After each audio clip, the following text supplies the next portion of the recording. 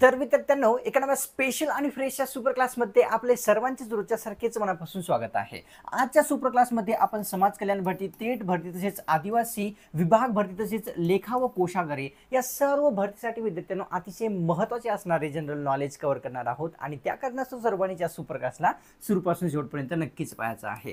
470 पेजची आपण एक पीडीएफ तयार केलेली आहे विद्यार्थ्यांनो, जे की फक्त आणि फक्त 149 मध्ये मिळत आहेत. MCQ टाईपचे आहे आणि या कारणास्तव हे अतिशय महत्त्वाचे आहे. या सर्व एक्झामसाठी इच्छुक विद्यार्थ्यांनी काय करायचं आहे, या पीडीएफला घेण्यासाठी 8208 68 56 24 या क्रमांकावर कॉल नाही व्हॉट्सअप करायचा आहे. तसेच तुम्ही चॅनलवर नवीन आला तर विद्यार्थ्यांनी काय करायचं आहे, चॅनलला सर्वप्रथम सबस्क्राइब करून घ्यायचं आहे. सबस्क्राइब करणे एकदम फ्री असते, कोणता शुल्क लागत नसतो. सुप्रकाशला सुरू करण्यापूर्वी एक लाईक करून तुमच्यातर्फे थोडासा प्रोत्साहन नक्कीच दाखवायचा आहे. चला मग सुप्रकाशला सुरुवात करूया. सर्वात पहिला जो प्रश्न आहे तो कव्हर करूया की काय आहे. तर पहिल्या प्रश्नात विचारलेलं की सुपारी संशोधन केंद्र खालीलपैकी कोणत्या ठिकाणी स्थित आहे ते विचारलेलं आहे. सुपारी संशोधन केंद्र श्रीवर्धन, श्रीगोंदे, वेंगुर्ला किंवा जळगाव. तर या ठिकाणी ऑप्शन्स क्रमांक 1 योग्य आहे. श्रीगोंदे या ठिकाणी सुपारी संशोधन केंद्र आहे. आता श्रीवर्धन, माफ करा, श्रीवर्धन या ठिकाणी सुपारी संशोधन केंद्र आहे. हे कोणत्या जिल्ह्यात येते, तर जिल्हा आहे विद्यार्थ्यांनो रायगड जिल्ह्यामध्ये येते. आता या ठिकाणी वेंगुर्ला या ठिकाणी कोणते संशोधन केंद्र आहे हे आपण जर पाहिले विद्यार्थ्यांनो, तर वेंगुर्ला या ठिकाणी येते काजू संशोधन केंद्र. हे कोणत्या जिल्ह्यात येते, तर जिल्हा आहे विद्यार्थ्यांनो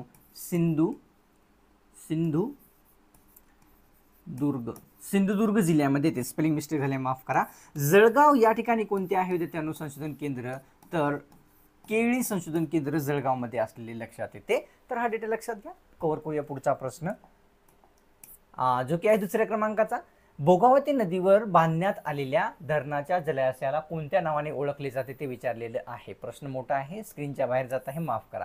भोगावती नदीवर असलेल्या धरणाच्या जलाशयाला काय म्हणतात, कोणत्या नावाने ओळखतात? लक्ष्मी सागर, नवमी सागर, कली सागर किंवा ओल सागर. तर ऑप्शन्स क्रमांक 1 योग्य आहे. लक्ष्मी सागर या नावाने भोगावती नदीवर असलेल्या धरणाच्या जलाशयाला हे ओळखले जात असते. प्रश्न तिसरा कव्हर करूया की सिंदफणा या नदीवर कोणते धरण स्थित आहे किंवा आहे ते आपल्याला विचारलेलं आहे. नदीचं नाव लक्षात घ्या, सिंदफणा ही नदी आहे. माजलगाव धरण, किल्लारी, भाटघर किंवा जायकवाडी. ऑप्शन्स क्रमांक 1 योग्य आहे. माजलगाव धरण जे आहे सिंदफणा नदीवर स्थित आहे. आता सुपर क्लासमध्ये विद्यार्थ्यांनो पुढे जाण्या अगोदर तुम्हाला MPSC मध्ये तुमच्या सक्सेससाठी अतिशय महत्त्वाची सूचना आहे. विद्यार्थ्यांनो, MPSC वाल्यातर्फे येणाऱ्या सर्व बॅचेसवर 80% पर्यंत सूट होळी सणानिमित्त मिळत आहे. तर सर्वप्रथम या ठिकाणी पाहू शकता की पहिली बॅच आहे MPSC combine exam 2025 foundation batch Nayak नावाची. या बॅचेसमध्ये ह्या सर्व सुविधा आपल्याला दिल्या जात आहेत. या बॅचेसमध्ये जर पाहिलं तर 58% पर्यंत तुम्हाला सूट मिळत आहे. बॅचची ओरिजिनल किंमत 5,999 आहे, पण सध्या ही 2,499 लाच मिळत आहे. त्याच्यानंतर विद्यार्थ्यांनो ही पाहून घ्या की दुसरी बॅच आहे MPSC राज्यसेवा प्रिलिम 2025 बॅच आक्रोश नावाची आहे. या बॅच मध्ये विद्यार्थ्यांनो ह्या सर्व सुविधा आपल्याला दिल्या जात आहेत. जर पाहिले आपण या बॅच मध्ये तर 75% पर्यंत आपल्याला डिस्काउंट मिळत आहे. तर या बॅचची ओरिजिनल किंमत 7,999 आहे, पण ही सध्या विद्यार्थ्यांनो आपल्याला काय आहे 1,999 लाच मिळत आहे. होळीचा जो लाभ आहे नक्कीच आपल्याला घ्यायचा आहे. त्याच्यानंतर तिसरी बॅच आहे MPSC राज्यसेवा मेन 2024 बॅच मुख्य नावाची आहे विद्यार्थ्यांनो. या बॅच मध्ये ह्या सर्व सुविधा आपल्याला दिल्या जात आहेत. त्याच्यानंतर या बॅच मध्ये 80% पर्यंत आपल्याला सूट देखील मिळत आहे. जर आपण पाहिली या बॅचची ओरिजिनल किंमत 3,999 आहे, पण सध्या ही विद्यार्थ्यांनो होळी सणानिमित्त 799 लाच मिळत आहे. त्याच्यानंतर विद्यार्थ्यांनो ही आणखी एक बॅच आहे MPSC combine main group B 2024 नावाची मुख्य बॅच आहे विद्यार्थ्यांनो.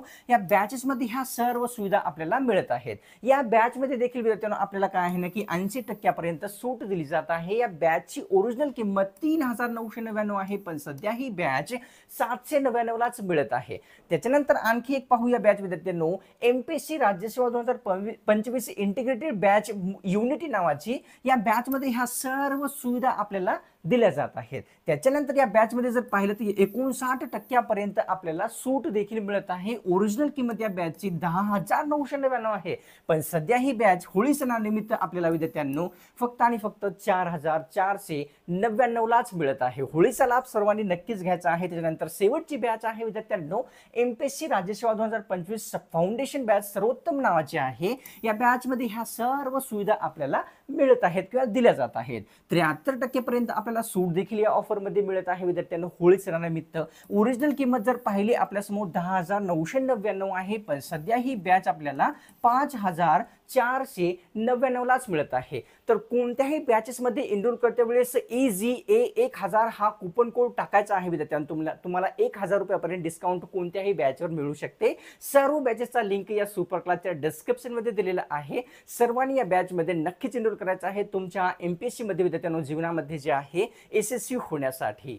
तर घेऊया पुढचा प्रश्न आपल्यासमोर, जो की आहे विद्यार्थ्यांनो 4थ्या क्रमांकाचा.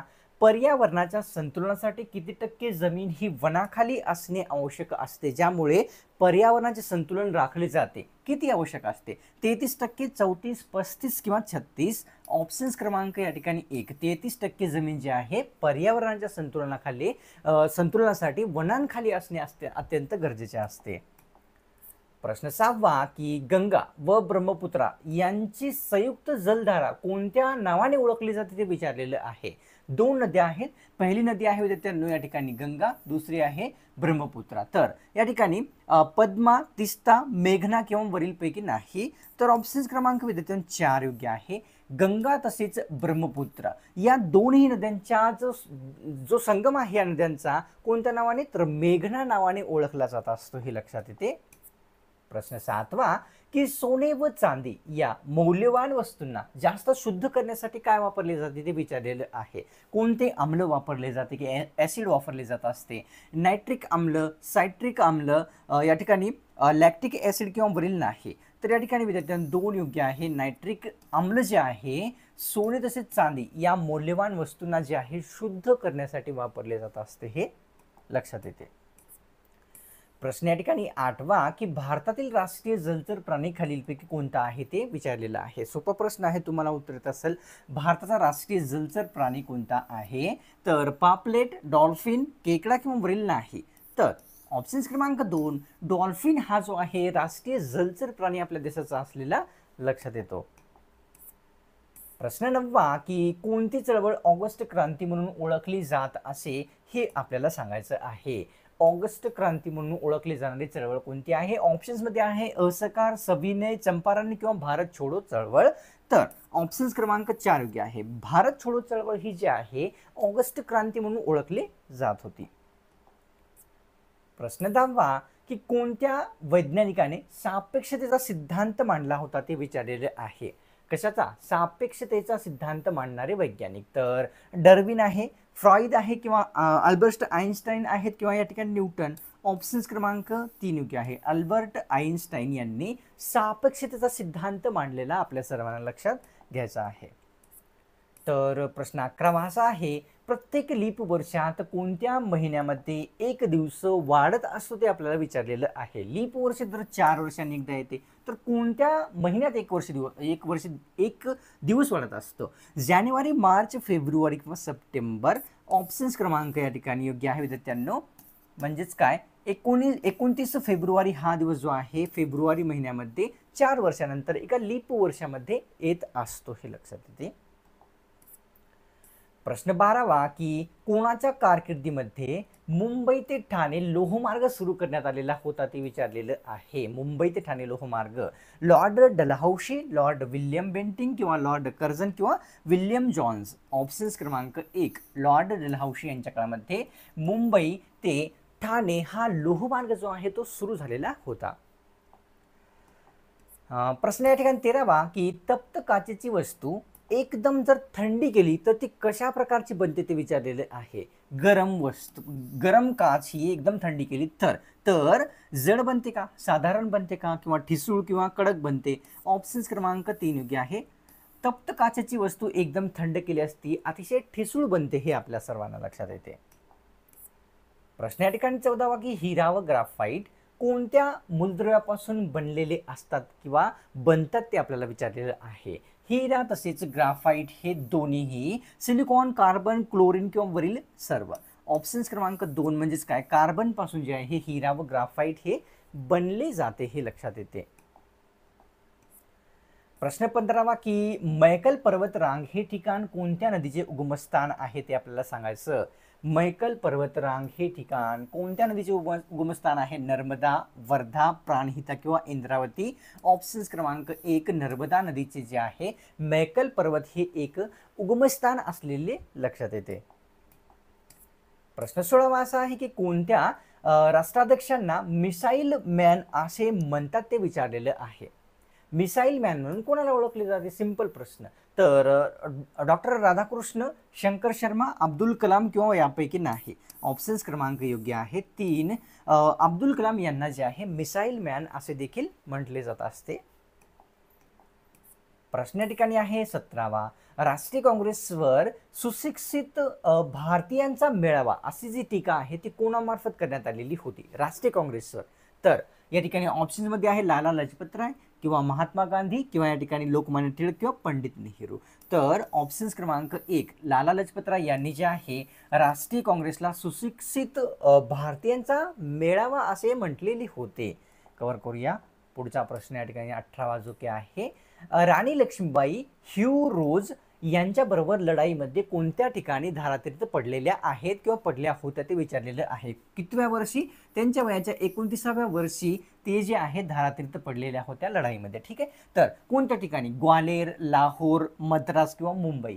ऑप्शन्स क्रमांक 1 ग्वालेर या ठिकाणी राणी लक्ष्मीबाई ह्यू रोज यांच्याबरोबर जे आहे धारातीर्थ पडलेल्या लक्षात येतात. प्रश्न 19वा की भारतातील केरळ या राज्याचा नृत्य प्रकार खालीलपैकी कोणता आहे. सोपा प्रश्न आहे, महत्त्वाचा देखील आहे. केरळ राज्याचा. तर कुचिपुडी, कथकली, गरबा किंवा गरबाली. ऑप्शन्स क्रमांक 2 योग्य आहे. कथकली हा नृत्य प्रकार केरळ या राज्याचा असलेला आपल्या सर्वांना लक्षात येतो. कव्हर करूया. पुढचा प्रश्न जो की आहे 20व्या क्रमांकाचा. तर नारकोंडम बेट खालीलपैकी कोणत्या केंद्रशासित प्रदेशात आहे ते आपल्याला सांगायचं आहे. बेटाचं नाव लक्षात घ्या. नारकोंडम बेट हे आहे लक्षद्वीप, पुदुचेरी किंवा अंदमान निकोबार किंवा नगर हवेली. ऑप्शन्स क्रमांक 3 अंदमान निकोबार या केंद्रशासित प्रदेशामध्ये जे आहे कोणते नारकोंडम बेट स्थित आहे. प्रश्न 21वा की भटनागर पुरस्कार कोणत्या 2 क्षेत्रात दिला जातो ते आपल्याला विचारलेलं आहे. सोपा प्रश्न आहे. पर्याय पाहिले की उत्तरच आपल्याला कळते. 2 क्षेत्रामध्ये भटनागर पुरस्कार कोणता दिला जातो. विज्ञान, तंत्रज्ञान, वरील दोन्ही किंवा साहित्य. ऑप्शन्स क्रमांक 3 या ठिकाणी तंत्रज्ञान तसेच विज्ञान या दोन्ही क्षेत्रामध्ये भटनागर पुरस्कार हा प्रदान केला जात असतो.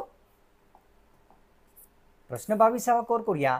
शुकाचार्य हे प्रसिद्ध डोंगर महाराष्ट्रातील कोणत्या जिल्ह्यामध्ये येते विचारलेलं आहे. शुकाचार्य डोंगर. तर या ठिकाणी जालना जिल्ह्यामध्ये, सांगली, सातारा किंवा पालघर. ऑप्शन्स क्रमांक 2 योग्य आहे. सांगली जिल्ह्यामध्ये शुकाचार्य हे डोंगर स्थित असलेले लक्षात येते.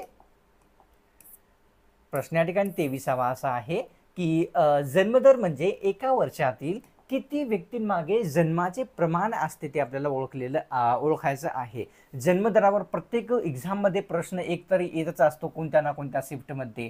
तर काय असतो जन्मदर म्हणजे. तर या ठिकाणी 4000 व्यक्तीमागचे प्रमाण असते का, 1000 किंवा 2000 किंवा 3000. तर जन्मदर म्हणजे विद्यार्थ्यांनो 1000 व्यक्तीमागे जन्माचे प्रमाण हे आपल्याला असलेले लक्षात येते. घेऊया पुढचा प्रश्न. प्रश्न 24वा की स्त्रीवादाची जननी असे खालीलपैकी कोणत्या महिला व्यक्तीस म्हटले जात असते ते आपल्याला सांगायचं आहे. स्त्रीवादाची जननी उत्तर येत असेल तुम्हाला. तर या ठिकाणी सरोजिनी नायडू यांना म्हटले जाते का, सावित्रीबाई फुले यांना किंवा रमाबाई रानडे किंवा पंडिता रमाबाई. ऑप्शन्स क्रमांक योग्य आहे 2 म्हणजेच सावित्रीबाई फुले यांना जे आहे स्त्रीवादाची जननी म्हणतात. प्रश्न 25वा की पृथ्वी ही सूर्याभोवती फिरते हा सिद्धांत कोणी मांडलेला होता.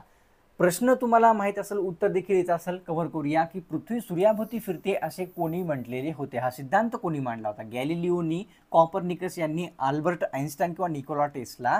तर ऑप्शन्स क्रमांक 2 म्हणजेच काय कॉपरनिकस यांनी जे आहे हा सिद्धांत मांडला होता की पृथ्वी सूर्याभोवती फिरते. कव्हर करूया. पुढचा प्रश्न जो की आहे 26वा, तर संसदेला विसर्जित करण्याचा जो अधिकार आहे कोणाकडे असतो ते विचारलेलं आहे. भारतीय संसदेला विसर्जित कोण करू शकते? उपराष्ट्रपती, पंतप्रधान, राष्ट्रपती किंवा सरन्यायाधीश. ऑप्शन्स क्रमांक योग्य आहे 3. राष्ट्रपती यांनी जे आहे संसदेला विसर्जित करू शकतात, त्यांच्याकडे असा अधिकार संविधानाने दिलेला आहे. तर 27वा प्रश्न असा आहे की 17व्या शतकात ईस्ट इंडिया कंपनीचे व्यापारी केंद्र कोणते होते ते विचारलेले आहे. स्पेशली 17व्या शतकामध्ये ईस्ट इंडिया कंपनीचे तर या ठिकाणी दिल्ली होते, मुंबई, कोलकाता किंवा सुरत. तर ऑप्शन्स क्रमांक योग्य आहे 2. मुंबई हे 17व्या शतकात जे आहे ईस्ट इंडिया कंपनीचे व्यापारी केंद्र बनलेले लक्षात येते. प्रश्न 28वा की पंचायत राज व्यवस्था लागू करण्यासाठी संसदेने कोणती घटना दुरुस्ती केलेली आहे ते विचारलेलं. कोणती? या ठिकाणी पंचायत राज व्यवस्था लागू करण्यासाठी 75वी, 73वी, 77 किंवा 80वी. ऑप्शन्स क्रमांक योग्य आहे 2. म्हणजे 73वी घटना दुरुस्ती विद्यार्थ्यांनो करण्यात आलेली होती. काय तर पंचायत राज व्यवस्था लागू करण्यासाठी कोणत्या वर्षी? 1992 या वर्षी करण्यात आलेली होती, हे लक्षात येते. प्रश्न या ठिकाणी 29वा आपल्या समोर असा आहे की हसविणारा वायू म्हणून खालीलपैकी कोणत्या वायूस ओळखले जात असते? सोपा प्रश्न आहे. हसविणारा वायू कोणत्या वायूला म्हणतात? तर ऑक्सिजनला का, नायट्रोजन, अमोनिया किंवा नायट्रस ऑक्साईड. ऑप्शन्स क्रमांक 4. नायट्रस ऑक्साईडला जे आहे हसविणारा वायू असे संबोधतात, हे लक्षात येते. तर प्रश्न आहे 30वा की हनुमंते हा जो घाट आहे तर या ठिकाणी विचारलेला आहे की आपण उत्तरच करू घ्या. हनुमंते हा कशाचा प्रकार आहे ते आपल्याला सांगायचं आहे. तर नदी, घाट, लेण्याचा किंवा वरील नाही. तर हनुमंते हा जो आहे विद्यार्थ्यांनो घाटाचा प्रकार आहे. हनुमंते घाट कुठे आहे? तर वाराणसी. वाराणसीचा हा एक प्रसिद्ध घाट असलेला आपल्या सर्वांना लक्षात येतो. आता सुपर क्लासला सोडण्यापूर्वी अतिशय म्हणजे अतिशय महत्त्वाची सूचना आहे. आपण MPSC मध्ये या ठिकाणी सक्सेस होऊ इच्छिता, यशस्वी होऊ इच्छिता, तर नॉर्मलशी या ठिकाणी आपल्याला एक इन्फॉर्मेशन आहे, पाहून घ्या. प्रत्येक विषयामध्ये 5-5 ते 10-10 वर्षाचे अनुभवी शिक्षक आपल्याला महाराष्ट्रातील टॉप क्वालिटीचे शिकवत आहेत बॅचमध्ये. कोणत्या बॅचमध्ये? आपल्या या सुपर क्लासच्या डिस्क्रिप्शनमध्ये विद्यार्थ्यांना आपल्याला सर्व बॅचेस दिलेल्या आहेत आणि कोणत्याही बॅचमध्ये आपल्याला एनरोल करते वेळेस EZA 1000 हा कुपन कोड टाकायचा आहे. तुम्हाला 1000 रुपयापर्यंत डिस्काउंट मिळू शकतो या बॅचमध्ये एनरोल केल्याच्या नंतर, जेव्हा तुम्ही EZA 1000 हा कुपन कोड टाकसाल. या ठिकाणी महत्त्वाची ही गोष्ट आहे की प्रत्येक विषयातील अनुभवी शिक्षक 5-5 ते 10-10 वर्षाचे आपल्याला शिकवणार आहेत. तर इच्छुक असाल त्यामध्ये एनरोल करण्यासाठी तर नक्कीच करायचं आहे. पण या ठिकाणी कुपन कोड या ठिकाणी टाकण्यासाठी विसरायचं बिलकुलच नाही आहे. सुपर क्लासला तुम्ही लाईक जर नसेल केलेली तर लगेच करून घ्या. चॅनलवर तुम्ही नवीन आला असेल तर लगेच सबस्क्राईब करून घ्यायचं आहे. सबस्क्राईब करणं एकदम फ्री असते, कोणत्याच प्रकारचा शुल्क लागत नसतो. जेव्हा तुम्ही सबस्क्राईब कराल ना, पुढची सुपर क्लास आपल्या चॅनलवर जेव्हा कधी अपलोड होईल ना, त्याची जी नोटिफिकेशन आहे अपलोड करता तुमच्या स्मार्टफोनवर मिळून जाईल. त्या कारणाचं सबस्क्राईब करणं गरजेचे असते. चला मग भेटूया पुढच्या कारणात स्पेशल आणि फ्रेश सुपर क्लास.